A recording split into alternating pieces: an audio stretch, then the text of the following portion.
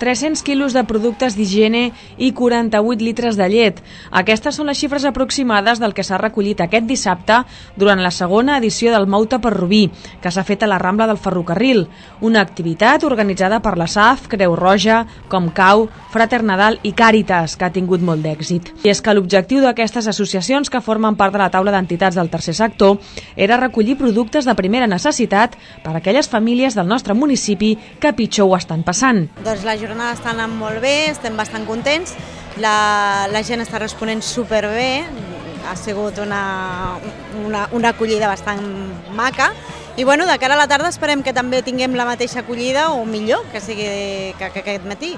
Però molt bé, estem contents. Entre les diferents activitats, els assistents han pogut participar en una xocolatada, balls, zumba, pintures o, per exemple, també escoltar blues o un DJ.